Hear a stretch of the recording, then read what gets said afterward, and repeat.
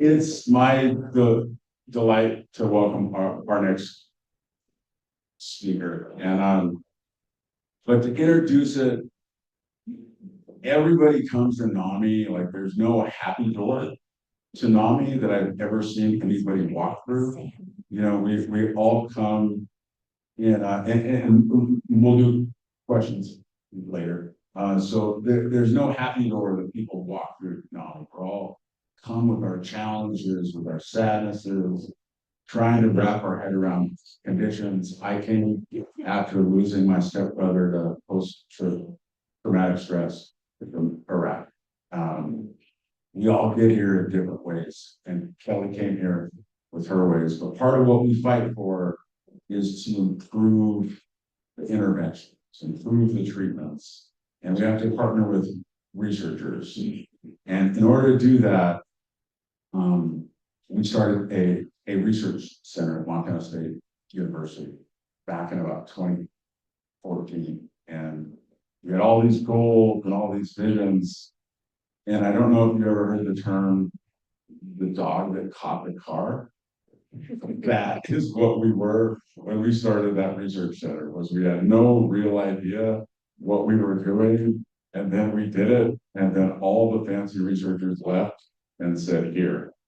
And I've been through some horrible experiences.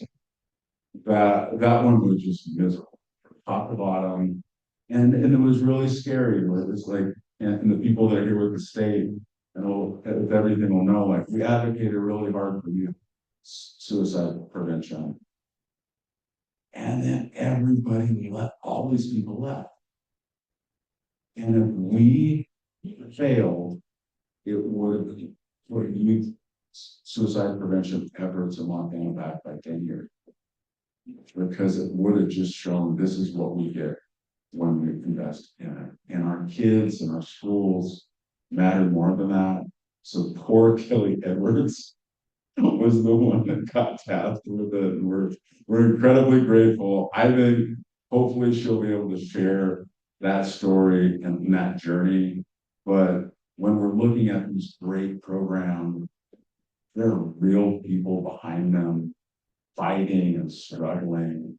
There are real people trying to figure out how you work them with your school boards, how you work them with your tribal councils, real folks doing it. And Kelley Edwards is one of them. Thank you, Matt.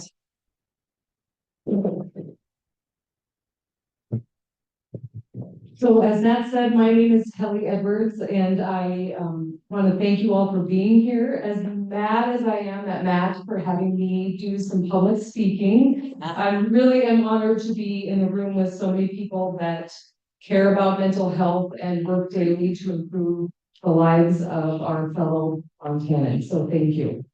I am a high school history teacher. And so when I was saying to Colleen that I'm terrified of public speaking, she suggested that I just pretend you're all in high school. So if you want to do some Snapchats, throw some paper balls across the room, there's gotta be a couple of you that need to go to the bathroom 5 or 6 times.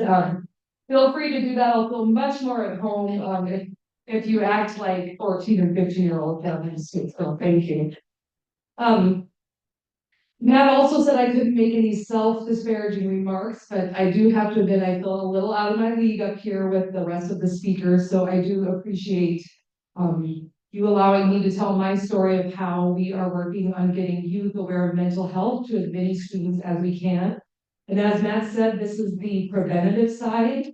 It is a universal, meaning for everyone, regardless if they're struggling with their mental health or not, to teach them the signs of mental health struggles so that they can help themselves and others. And I'll talk more specifically about the program in a little bit. But as Matt asked me to share my journey to YAM, because as he noted, we were handed this task of not being researchers. So we've grown a lot in the journey, but I was reflecting back on how I came to MSU, how I got involved in Youth Aware of Mental Health. And it all began in a little town called Denton, Montana. So I grew up in Denton, Montana. The top picture is the bank in Denton. my great grandfather started that bank in July of 1929. I should mention I'm a history teacher. So for those that are like history, you would know that 1929 is not a great year to start a business. But they made it through, and my dad worked at the bank, my mother worked at the bank as well. One of the most famous landmarks in central Montana, there's two square buttes, one just right out here, but then our square butte is what we call it, is one of my favorite views in Denton, where I grew up. And the reason I bring up Denton is because most of our schools are in rural communities like these. And it's one of my most fundamental beliefs is that students, regardless if they grow up in Bozeman, where my children are growing up, or in Denton, where I grew up, that they have access to evidence-based programs. And that is really what we're working hard doing with YAM. So, Denton, I attended a Class C school, K through 12. I like to brag, I graduated the top 10 in my class. See that? I'm not putting myself down. There were 12 of us. And maybe I wasn't even in the top 10. I tell people all the time, I was top 10 in my class. I had extremely dedicated and inspiring teachers. And I had the support of an awesome family and community. And when I became a teacher, I quickly learned that not every kid has that, and that makes a profound difference. And that changed everything for me. I wanted to be a teacher. My paternal grandfather was a teacher in the Bozeman School District for 35 years, and my maternal grandmother, was a teacher for 15 years, and she started in a one-room schoolhouse out in central Montana. So I knew all along I wanted to be a teacher. I graduated, again, top 10, from Denton and went to Rocky Mountain College and got my degree in secondary education. I went to Oregon for a couple of years, and then my high school principal called me and said, I really like you to come back. I can't find a teacher. So I moved back to Denton in with my roommates, which happened to be my parents, and I taught in Denton for a couple of years. And I just wanted to share some pics of what it was like growing up in Denton. This is a true story. Our coach, who was a local farmer, Coach Glenn, we did not, three of those girls in the picture got hurt. So we did not have enough people to practice. So he brought in some of his friends, some other 40, 50-year-old farmers, and they would scrimmage with us on Tuesday and Thursday nights. Just a little snapshot, and I know many of you are from small towns, so you understand what it's like to grow up in a community like that. So yeah, we played with them for 4 years, Tuesday and Thursday nights. And then I just had to throw in a picture of my little boys at their grandparents' ranch in Denton. They've helped us. I think sometimes in Montana we forget how vast it is. So here's a picture of our map of our dear, beautiful Montana. And we all love it here, but because of its geography, because of its long winters, it does play a role in how difficult it can be to bring any resources, whether it's prevention or treatment, to people all throughout the state. So it's a constant challenge. I'll talk more about this later, but YAM was developed in Sweden, in Stockholm, Sweden, and it was researched in urban areas all throughout Europe.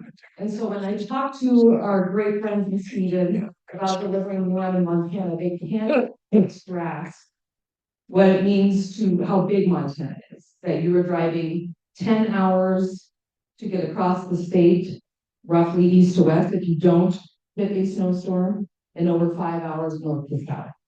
But it's just always a constant reminder of we are so lucky to live in the beautiful place that we do, but it does bring its challenges.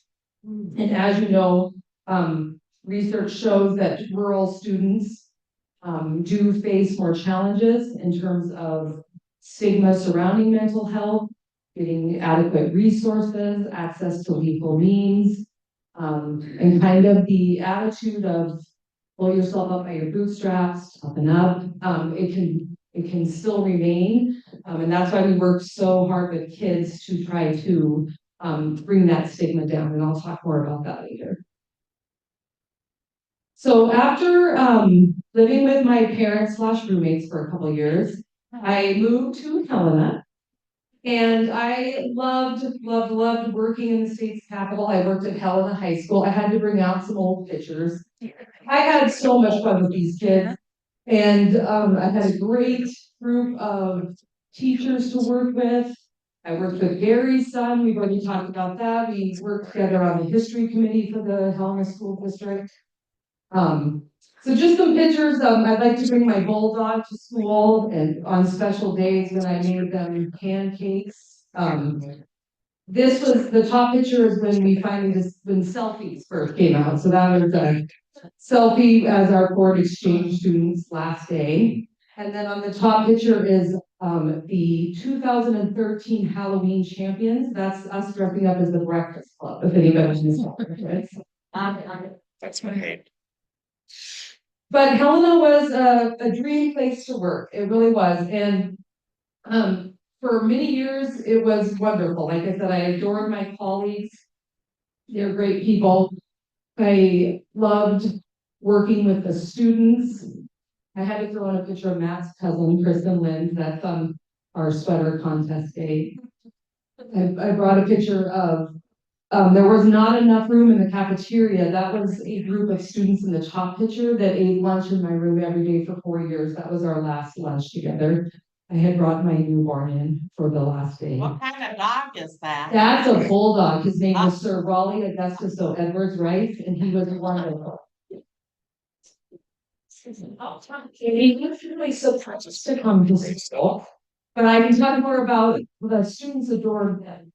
And especially when I was working with what we called our at-risk population or our dropout prevention program, there was a lot of students that struggled with what I now realize was mental health, grew up in some difficult situations, and I would bring Raleigh in and they would smile and laugh. And our principal once walked in and said, "I do not see 100-pound bulldog," and he just walked right out. So Helena High School, as I said, I love teaching there. Met some of my favorite people and closest friends. Was there for 10 years. I started in the in-school suspension program. Does anyone know what in-school suspension is? Okay, yeah. Matt, you were probably there a lot when you were in high school. I learned a lot of colorful language on my very first day. And most of the kids' cell phones had just come out. I know that's a strange thing to think about. But most of them got in trouble for having their cell phone, and they would come in and have to do work. But from there, I moved into Helena High, or the Helena School District began a dropout prevention program in response to lower graduation rates. And I wish I was joking that I was 24 years old and they put me into the room, that used to be the janitor closet. And they said, "Hey, how do we change those graduation rates?" I said, "Okay, sure." So they gave me about the concept about 10 to 15 kids that just needed additional help. And they said, basically treat it kind of like a kitchen table. They come into this room and I'm going to help them with academics, guide them, etc. I wish I could do that job now, knowing what I know. Looking back, a lot of these students really struggled with their mental health. A lot of them had very high ACE scores and just needed a lot of extra support. And I learned so much from them. I despise the term pull yourself up by your bootstraps because of my work with them. I'm kind of embarrassed to tell this story because it doesn't reflect well on me. But I had given a young man, I'd set him up with a job with him. And he didn't show up to the job interview. And it immediately, instead of asking him why, I kind of delved right into, "Why didn't you show up to the job interview? So-and-so was waiting for you." And he started crying. He said, "Well," I'm sorry, I'm trying not to get emotional. He said, when I got home, after I walked home, I realized I didn't have clean clothes. So I ran to the laundromat and I had enough money to wash my clothes, but I didn't have enough money to dry my clothes. And I then missed the unit. And that's coming from a place that I did where I was lucky enough to have the support that I did and have an iron uniform already for my job interview. It was a whole new experience for me to understand what so many of our students went through. And so, like I said, I right then and there went away from pull yourself up by your bootstraps mentality. And to roughly quote Martin Luther King Jr., it's hard to pull yourself up by your bootstraps when you don't have boots or you're a bootless man. So I learned a lot there. Then one year they decided that I have a social studies background, that I would teach advanced placement history and do the dropout prevention program. So I had 2 classes of advanced placement history, kids going to Stanford, Princeton, Harvard, and then continuing to do the dropout prevention program. And I realized that those students were not immune from mental health issues either, looking back. They had a great deal of stress and pressure. And it was very evident the growing challenges, mental health challenges that all the students were facing in a really short amount of time. I did notice the difference. So eventually I moved into just general social studies and taught freshmen, juniors, seniors, the whole lot. And things were going well until Helena High had a suicide cluster. So again, I'll try not to get emotional, but it was, we had lost 7 students in a 3-year span. It was very, very difficult. The ripple effect is far reaching, and there has been lasting trauma for students, staff, and community. One of the things I remember the most, besides obviously the shock and sadness, was just there was an incredible amount of blame and anger directed toward the school, which I understood that people wanted to place their blame somewhere, but it was very difficult for those of us that were in the trenches, so to speak, because we didn't view ourselves as people that didn't care or weren't paying attention. The simple fact is that most teachers do not have the training, they do not have the skills, to always recognize mental health challenges. Some do. But it was really, really difficult. The students were confused, scared, and then at some point kind of numb. It almost just became, I don't ever want to say regular, but they knew the drill.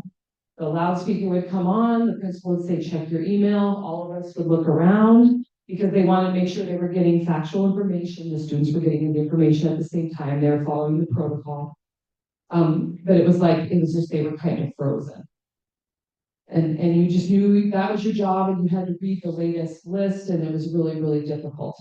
I am in no way, shape, or form placing any blame on the school, because they followed the experts' recommendations. But as a human living through it, as Matt said, the people behind the scenes, it was really difficult. I remember saying to a colleague, I just feel like we have to do something different. I feel like we just need something different. And it's just kind of ironic that later I would be trying to do something different.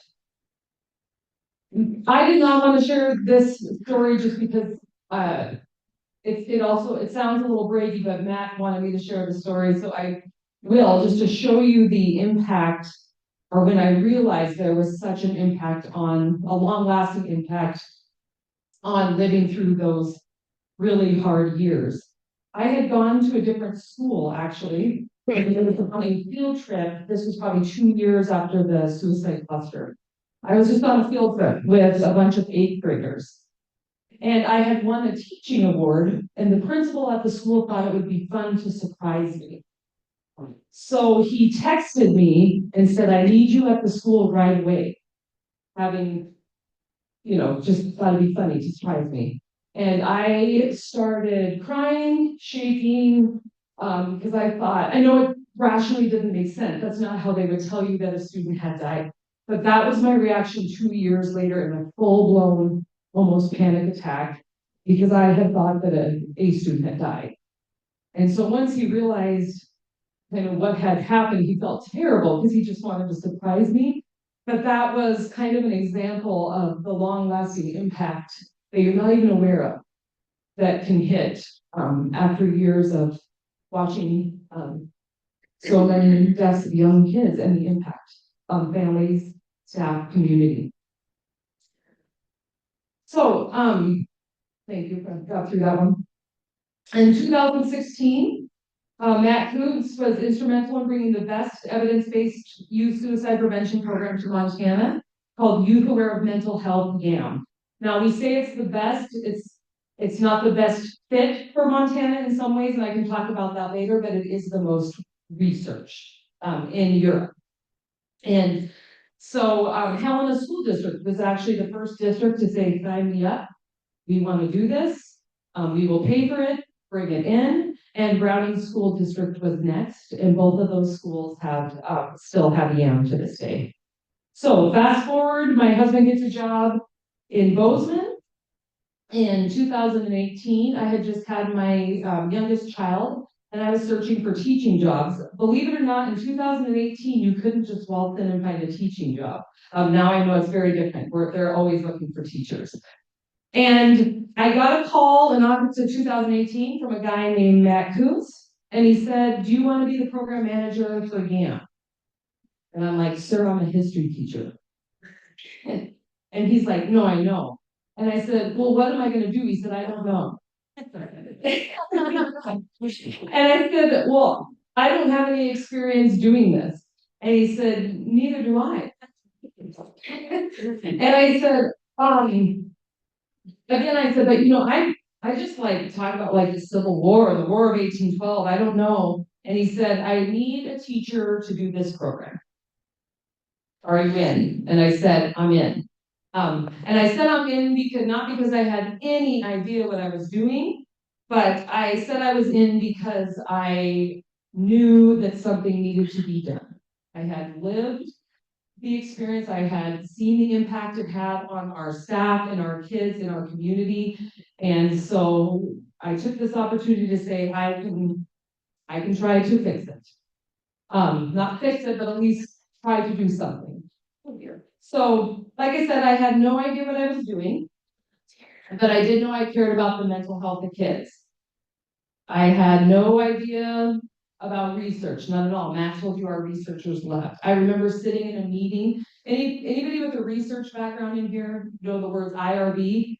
I remember, this is a true story, I remember writing down IRB so I could Google it, because I didn't know what it was.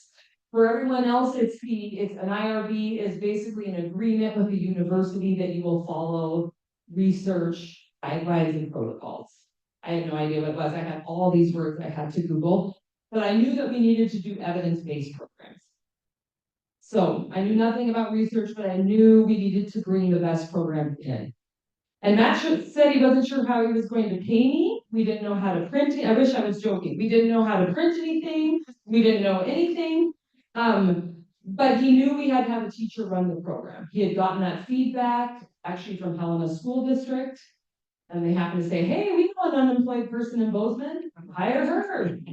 And so that is how I met Matt, and that is how we continued to keep YAMS going. Because as Matt said, they all left. And so if it would have faltered, youth suicide prevention programs probably would have just been over. So we went for it. When I was telling Matt kind of a little about my background, he was thrilled to learn I was from Denton because it is important to understand rural communities. And it's important to understand how to get into rural schools. And so that is how it all came to be. Okay. How much more time do I have? You can, do you want me to take the mic now? Okay. So I just want to give you a quick overview of what YAM is and what makes it a little bit different from other programs. As I said, it's universal, meaning we go into a room and we talk to all kids. Some will be struggling, some will not. And the idea is that we want to teach them the signs and symptoms so they can help themselves and others. As I said, it was designed in Sweden and it aims to raise mental health awareness, or another term you might hear is mental health literacy, about risk and protective factors associated with suicide. It's designed for ages 14 through 17, so that's the age range I was used to. I'm also a YAM instructor, so it's fun to go into classes and teach the program. The adolescents learn from a trained instructor and from each other through a mix of cognitive, emotional, and experimental learning and interactive sessions. You all probably know this. Why do our Montana students need a program like YAM? Unfortunately, Montana has ranked the top 5 for suicide rates in the nation for as long as they've been counting suicide rates. So I always tell the kids, this is the top 5 we do not want to be in, everybody. And that's why I'm talking to you. In Montana for 2022, the youth suicide rate was almost triple the national average. So just by being born in Montana, your likelihood of dying by suicide is higher, just by being born here. And so as I always emphasize to the students, we're talking to you because we think we can change this. And youth suicide is the #1 preventable death for children, the #1 preventable death. And we want to prevent it. Most schools do a survey called the Youth Behavior Risk Survey. I'm sorry, this might be hard to see. So it's a large survey, and they ask about all sorts of things. Are you eating your vegetables? Are you wearing your seatbelt, etc. But these numbers are also not that promising. So for felt sad or hopeless for 2 weeks or longer, which is the loose definition of depression, we had a whopping 42.8% of students. And you will see for females, 54%, so over half responded that they had felt sad or hopeless for 2 weeks or longer. Seriously considering suicide, that's a very high number at 25.7%. So you're looking at 1/4 of the room. If you go into the average Montana classroom, you're looking at 1/4 of those students have possibly seriously considered about ending their life. And then 22% have actually made a plan. Those are pretty high numbers. They haven't seen rates this high since 1991. So in the last 20 years, this is the highest in all categories. There was a small dip, I believe, in 2022, but it's kind of back up. So we need to do a better job of working with our youth, and we're committed to doing that. Okay. I always share these stats also with the students in YAM, just because I want them to understand if we're talking about suicide, if we're talking about these real life, issues, that we can reduce the stigma. That I'm not saying it's, I'm telling you it's probably more ordinary than you think, and that it's okay to get help. So we shared this with you. All right, kind of back to YAM. YAM brings different learning methods together. So it's a little bit more interactive and fun for the youth. There's a bunch of other programs, several other evidence-based programs, but YAM is a little bit different in that it's more student-driven. There is a discussion on mental health, basic mental health knowledge, but the real heart of YAM is in sessions 2, 3, and 4. And I'll talk about those in a bit, where the students actually do role plays or skits to act out stressful situations, or to actually act out how you could help a friend or yourself if you were struggling with depression. There is a informational booklet. Every kid gets a booklet. I don't know if they keep it. I don't think they do. But they get a booklet with local, state, and national resources. There's posters up in the classroom. So what we're really looking for, as I tell the students, the largest bubble is your participation. I tell them I'm 100 years old. I don't know what it's like to be you, in this time, in this place. So this is your opportunity to share, what it's like to be a teen your age. So the goals of YAM are, day one, breaking down the stigma. We want to teach them about mental health literacy. We want to teach them that it's part of your health, just as your physical health. I always tell the students, if your friend ruptured their appendix, we wouldn't expect you to do surgery. You would immediately, they always go, I'd say, well, what would you do if your friend was like holding their side and they're thinking they're hurt their appendix? They're like, well, we go to the doctor. And I say, that should be the exact same thing if you have a friend that's really hurting or maybe suicidal. Exact same thing. You are not responsible for treatment, but you can play a role in helping them get treatment. And when we say that to them, they kind of light up. It's like they get it. Mental health is health, just as your physical health. You can't be mentally healthy all the time. And then we talk about ways you can feel better. Sorry about this. Day two is really fun. This is where Matt thinks is the magic of YAM. It's called Dilemma Day. This is really where we focus on decisions. We do joke with the students. We're like, do you guys ever know anybody that kind of makes real rash decisions? They always look at the one kid in the class like, that's me, And we talk a little bit about brain development, but the whole goal is to slow down the decision-making process. And we tell them that it's a hard thing to do, but you do need to identify what you're feeling, and we say why. Whether you're conscious of it or not, your feelings drive your decisions. Take a minute and think about how it is this has made you feel. Now, I don't mean to be stereotypical. Sometimes young males struggle with this more than the females, but we practice, don't we, Colleen? Colleen is also an instructor. So we give them 12 scenarios. They're the same 12 scenarios around the world. YAM is taught in 16 countries, has been taught to over 110,000 students. And it ranges from you're left out at the playground you're left out at the lunchroom to you have been asked to do drugs and you don't want to.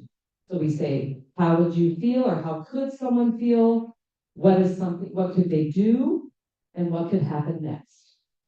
So we're thinking about how our decisions impact ourselves and others. And it's a really fun activity. The kids usually really like it. I can take your question after, okay. Then the third day, the students identify, we go back to talking about stress, what causes people their age stress, and they do have stress. And we have them act out these scenarios, and we talk about how you can handle stress, how people might handle stress differently. What is something you could do as a friend if you saw them experiencing this? How could you feel better? We roll into day 4 in the same way, but this time we're talking about depression and suicide. We don't come in being like, today we're going to talk about something so hard. We keep it the same as stress to keep the stigma down. We're going to talk about this. And we give them a couple scenarios where people their age are struggling. They get to choose how the friend responds, how the parent responds. They really like playing adults. That's a lot of fun. And the big message here is practicing having kind of those tough, awkward conversations if someone's struggling. We practice if someone is struggling and they don't want your help. That's always a fun one to play. They like to be the one that lashes out. Because we talk about sometimes people don't want your help. And it's not going to be easy and it might be awkward. We also practice if an adult isn't that helpful. Because sadly that can happen too. And so this session is really talking about getting help and practicing it in a fun and non-threatening way. And that's what makes YAM so special. Colleen's been in the classroom a lot. I've been in the classroom a lot. It is silly. It's funny. But the whole point is for them to practice those kind of uncomfortable situations or view things from a different lens. The last day is just a summary. And we focus resources. I wish there were more resources. And we talk about emphasizing getting help and practicing getting help. When did you get help? Okay. How am I on time, Matt? Okay. Any questions on YAM before we go into the research? Really fun. Yes. Back on the drugs thing. Yeah. is it a example of peer pressure. Mm-hmm. Yeah, so we know that a lot of students might experience peer pressure to use a drug. We also know that some students might use a drug to cope. We in YAM keep a judgmental free space for that. As a mom, sometimes it's hard to be like, that's what you would do, okay, but you treat it the same as anything else. And we just practice kind of going through how you could respond if somebody was pressuring you to do something you don't want to do. So it's a discussion for the students. Yes. I'm just curious, I think you mentioned at the start, Bozeman and Browning school districts utilizing this. Is there more districts now? Yes, so, Helena was the first, we've been in about 30 schools, we're hoping to expand to more. And then is it just this one, like you go through this, I'm not sure how many days you have. It's 5 days. Mhm. And then is there any follow-up, like later down the line? No, but there should be. Just- That is something we are working on at MSU. It's a little bit tricky with the legal aspects of our agreement with Sweden. So we'd almost have to develop our own summary to go back in like your junior or senior year, but that is absolutely needed. And that is what school districts want. And we'll talk about that more in a little bit. So as a parent to preteens, I'm seeing that my kids are seeing more and more, like, we can't even use family anymore because the aggression in our culture is getting so high. And my 11-year-old daughter is speaking of obsession with school shootings. Okay, yeah. And well, I don't want to go into that. What I'm seeing though is the mental health of younger kids starting to deteriorate rapidly. And it's teenage. So what are we implementing in our schools that help those younger kids also with the we want to talk about, including 9 and 10 and 11 year olds? Yeah. The question was, what are we doing for younger age students? And this is like really 8th grade, 9th grade, 10th grade. And it varies by school district. So some of them are doing social emotional learning, which is connected to mental health education. But there isn't really a specific program for mental health except the good behavior game, which they found out later had increased or reduced suicide for those that participated in the good behavior game. But I think you bring up a glaring hole in mental health programs for that age group. Yes. I was just gonna touch on, I'm from the Flathead and, we've been implementing YAM, so this is our second year. Our prevention programs up there has implemented a pilot program at one of our schools, and now we're in 3 schools up there for the second year. So it's been really awesome to see the benefits. It's slow. It's to slow. We'll implement, talk about but that. it's worth it. And then PAC Good Behavior Games is the other from the University of Montana that's free as well that we're working. A lot of schools are working to implement, but again, it's a completely different way of teaching. In a way with our teachers, and it's up to our teachers to implement that one. So that one's a tough one as well, but it's supposed to help with a lot of mental health and suicidal. Yeah. So we will do a more in-depth question and answer program if we get too unscripted. And if we're not running around with a microphone, then the people on Zoom can't hear. Oh, sorry about that. So Kelley will run through her talk, Yeah. and then we got a ton of time built in for question and answers. And I do want to say that the Good Behavior Game, YAM, both of them are now sponsored by the state of Montana, the behavioral health division. So it really has become more full everything, but let's have you keep going, and it's just because the people on Zoom, if we're not running around with the mics, they just can't hear anything for like 3 minutes. So. Thanks, Matt. Sorry, Zoom people. So research on YAM, I touched about this a little bit, but it was a very large randomized controlled trial with 11,000 pupils. But I'm going to kind of move on to research on YAM at MSU has been limited. We do not have a randomized controlled trial. And one of the impacts after COVID is that we have had, and I've talked to colleagues who are doing programs all throughout the United States, they say the same thing. It's really difficult to do research on youth. And that's a good thing that they've protected them, but it also makes it really difficult to find out to what extent is YAM and other programs working in Montana. We also are not allowed to ask students directly about suicide ideation or attempts. The schools were very uncomfortable with that, especially when you had no way to identify them at the beginning. You don't want to have a kid mark yes and then not know who they are. So we worked around that, but there's still some discomfort level asking that, which I understand. We have asked about mental health knowledge, decision-making, coping mechanisms, help-seeking behavior, and drug use, which are risk and protective factors.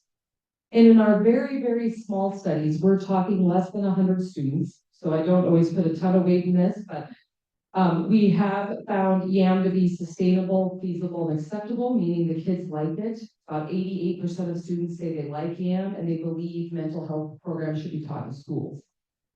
We found a statistically significant increase in help-seeking behavior in 2019, 2023, and 2024, which we were thrilled about. That is what we want. And we found a statistically significant increase in 2 coping skills, sharing feelings and collaborative problem solving. Now, this might sound not that exciting, but we, on the sharing feelings part, which I think we can link back to decision-making day, we found that our male students that took the survey were equal with the female students, which that is a trend that you usually do not see. So we were very excited to see that our male students felt like they could share their feelings. And there might be a couple other reasons for that. We have male instructors and assistants, and I think that makes a big difference in modeling that behavior. So we've had some good data. We have kind of sneaked around the IRB, which I Googled when I first started. And we are allowed to do program evaluation as long as we do not ask anything personal, or like if the kid revealed that they needed help, we'd have to find a way, obviously, to get them the help.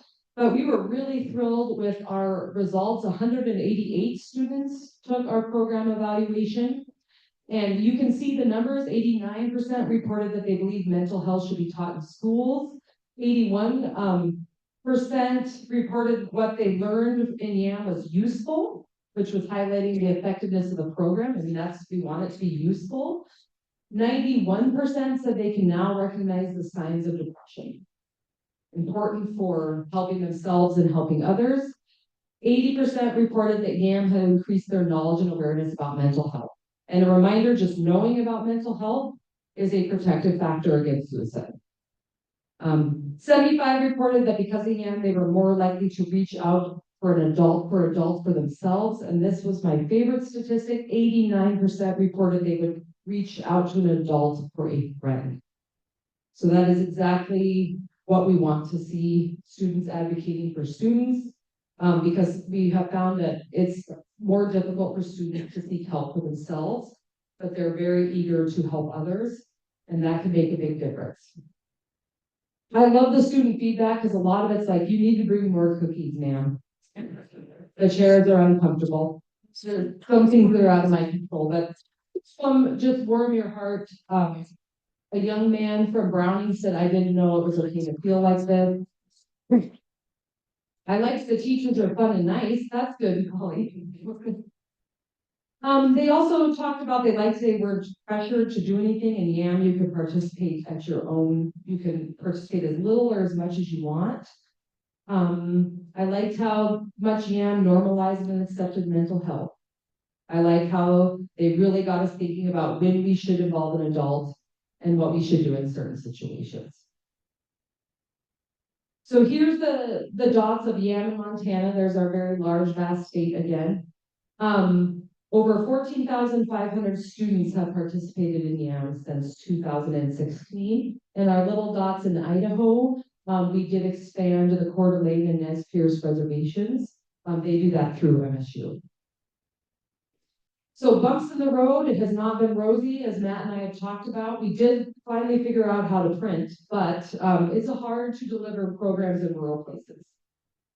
The Montana geography, I had one of my instructors get stuck in a snowstorm and she's like, that's fine, I'll just sleep in my car in the school parking lot. That was in Baker, Montana. There's really no evidence-based programs designed specifically for rural places, taking in rural contexts. So we're taking a program designed in Europe, transplanting it in Montana, and hoping for the best. And there's some great things about that, and there's also some things that just don't work. Like 5 delivery days over the course of 3 weeks, designed that way for students to take some time to digest the information they got. It's hard to drive 200 miles 5 times over the course of 3 weeks. Funding is always an issue. Thank you, NAMI. Thank you, DPHHS. And time. Most of our people that do the program are working full-time other jobs. The program protocols are designed specifically for safety purposes, as I mentioned, but they can be inflexible.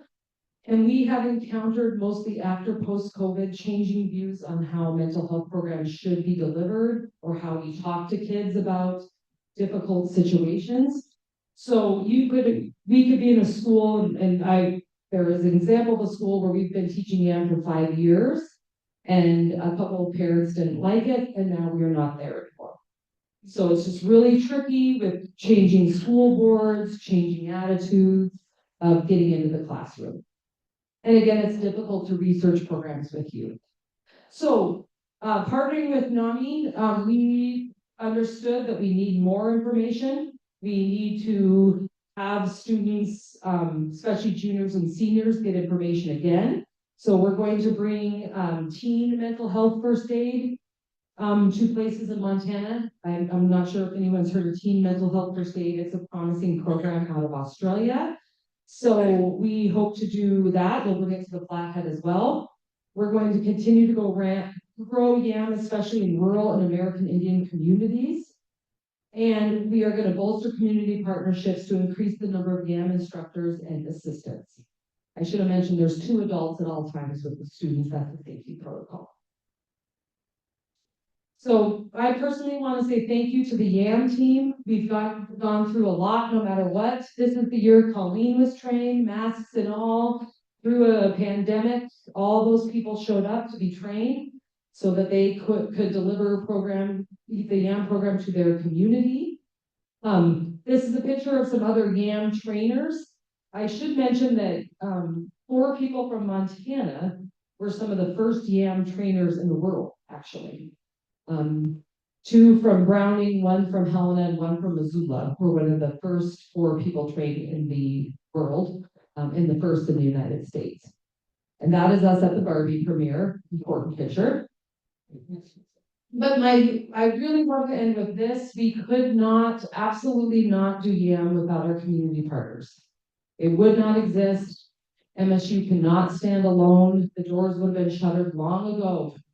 So I want to thank the Trans-Montana Charity Snowmobile Ride. I am not joking. Is anybody in here do the Trans-Montana ride? Okay. Over here, goes backwards. Okay, well, I'm here to tell you, those people saved YAM. We had no money in 2020 and 2021. This is a true story. They gave us a donation that kept us afloat through the pandemic. So it would have just ended. So my sincere gratitude to them. NAMI Montana, obviously, I worked closely with Matt since. He tricked me into working for YAM at Bozeman. No, and we've been working together now for 6 years. And I cannot thank you and Colleen enough for all the support for YAM. We would absolutely not be here without you. And we're excited to bring other programs. Montana DPHHS, I'm so grateful for their support. We have been a grant recipient of theirs for 2 years. It supports a lot of our work in rural and American Indian communities, and we would not be here without them. Montana State University Extension, Carter County Museum, Nate Shute Foundation in Whitefish is the latest partner of ours. That is how we are delivering programs up in the Flathead. I'm so grateful to them. I loved working with them. Bozeman Health pays for YAM around Bozeman. But mostly it's the community volunteers throughout the state, the instructors and the assistants that drive through snowstorms, sleep in their car, take off work from their own job to deliver these programs to Montana. There's ranchers, there's museum people, there's therapists, there's grandmas, there's grandpas, there's people all throughout the state that do give their time to deliver the program, and I'm extremely, extremely grateful for them. And with that, I will thank you for your time and your attention, and you were much better behaved than the average 14 or 15-year-old, so thank you so much.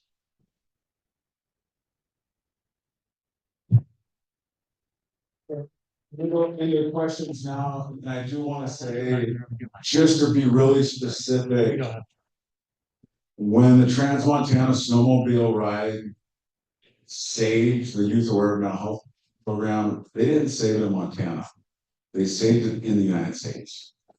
And it was an Omni board that was willing to work with these folks, and just a bunch of really cool snowmobile riders. You'll meet two of them tonight.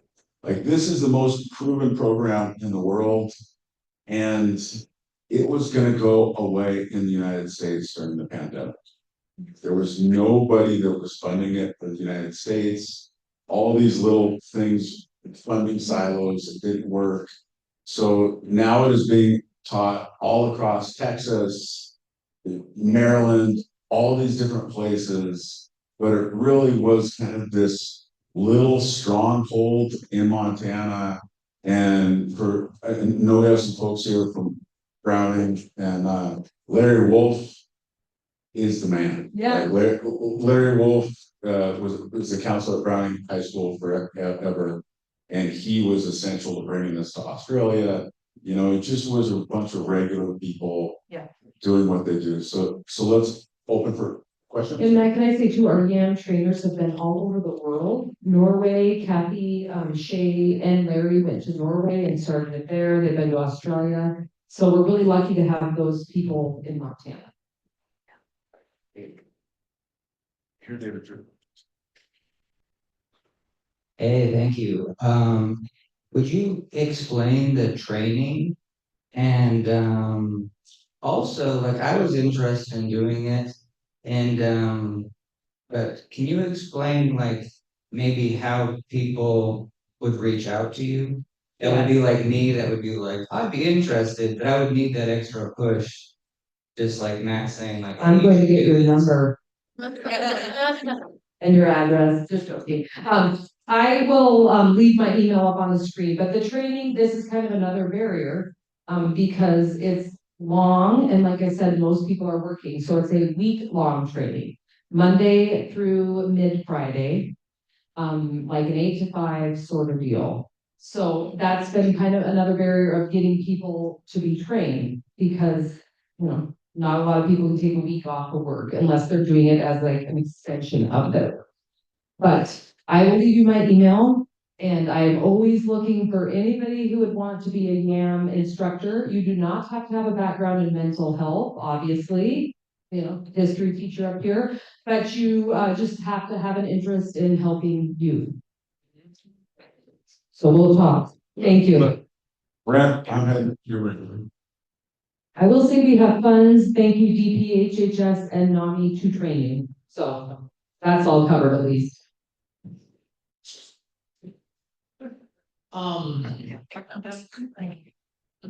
The Mountain Surgery Authorities has sponsored Character Strong and Hope Squad in random northeast counties, and recently provided OPA contacts on a remote school for 20 grand around the state of Character Strong. It's another evidence-based course. And DPHS is monitoring it for future, possibly like the tax giving, possible future funding. We've also supported some of the YAM in the southeast of Montana back in 18, I think. Through the I think, some of the people. So a resource for some of the funding is Montana Surgery Authority. We're running the other courses in there to hopefully someday be supported by the state. But they're all evidence-based courses we're working with for suicide prevention, resiliency and stuff, and awareness. Thank you. Thanks so much, Brad. And part of what this has allowed us to do, all of this investment is, work with Johns Hopkins to try to bring more of these programs to Montana and see what works. All right, we move to other side of the room.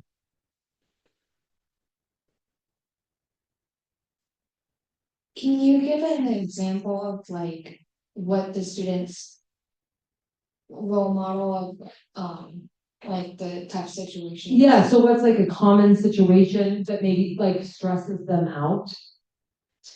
What we mostly see, and I think I've taught YAM 63 times now. So what I mostly see across Montana is a lot of the students are stressed about school.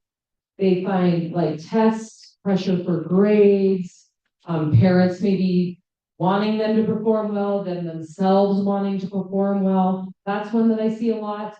And then there's a lot of skits about relationships of, breakups or friends, getting in a fight with your friend, something like that's really common. And I would say drugs and alcohol come up quite a bit too. We got one quick follow on.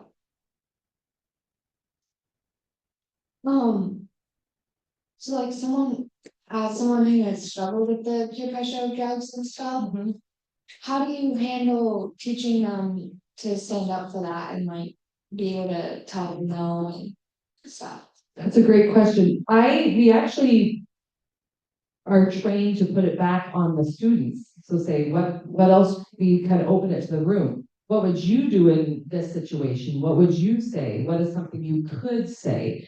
And 9 times out of 10, the peers around the room come up with very, very good ideas on how to avoid peer pressure. I guess the biggest thing is that they get the opportunity to practice it. And it's embarrassing. A lot of kids love to role play, they're like the star, but a lot of kids are kind of giggly and nervous, and it's that chance for them to practice if they were in that situation, with the hope that maybe with some practice, if it happens to them in real life, they might be ready.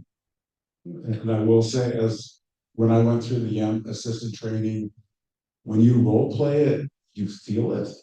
Like I had to role play breaking up with somebody in a positive way, and I felt like it was a person I hadn't been introduced to as a pretend girlfriend 15 seconds before, and I had to say how I had to break up with them, and it created some of those emotions. So it is interesting how practicing it can help. Eric. As someone who has been sexually, physically, mentally, and verbally abused by my own brother, how do you deal with that in here? Well, first, I'm very sorry that you have gone through that. No one should have to go through that.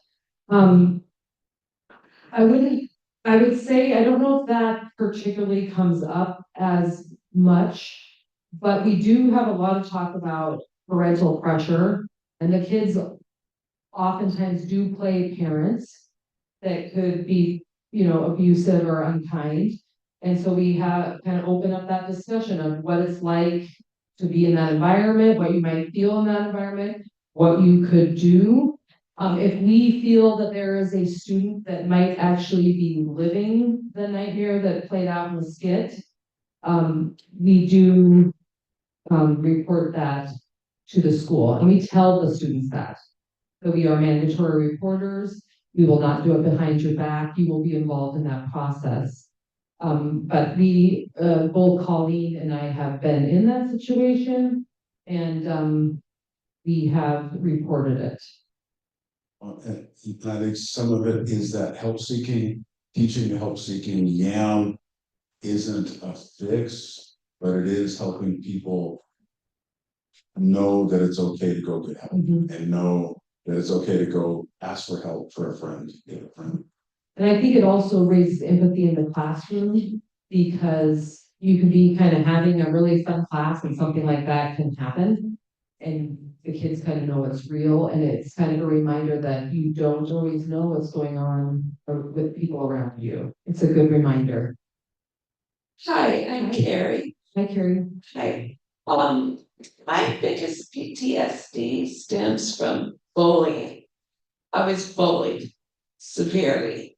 So that also comes into, I hope you're helping those guys out. Yes, thank you. There is a slide in YAM about bullying. And we definitely talk about the impact of bullying, the mental health impact of being bullied. I also say to the students, if you are a bully, you are mentally unwell. Right? It's kind of a check. If you get great joy of picking on someone constantly and repeatedly, I would suggest you seek help. Right? But we do talk about that. Alright, so this will be the last question before the break.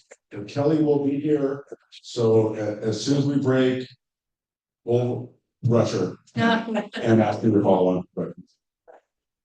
You know, people may be uncomfortable with this, but one thing I think that really needs to be researched, with young people concerning suicide is, sexual abuse and exploitation.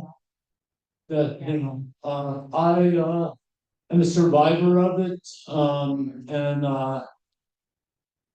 I have had a lot of suicidal, thoughts and feelings for this reason, and like when young people put themselves like out on the streets and they're into prostitution and are vulnerable to hardened criminals and people who are sexual predators, the shame and the guilt that goes along with that, I think that really needs to be researched more along with substance abuse, and that one thing that's helped me a lot is knowing that I'm not alone, that this happens to millions and millions of young people.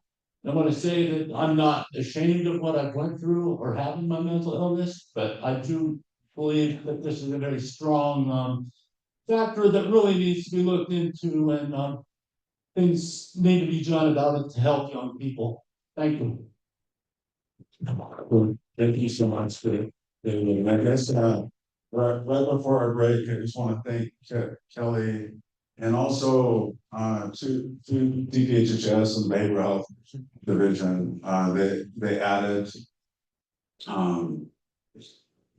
these programs to the block grant, and for those of us that have been sweating bullets trying to keep them alive for years, it just means so much. We shouldn't have a group of snowmobilers save that program in 2020. I don't know how we got to that.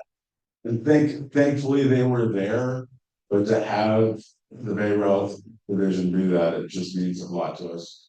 And for us to keep our promises to all these schools. So thank you so much to Kelly. And this is the first time she's ever got in front of people and shared that story. So I think it's an amazing way for us to open the conference this year.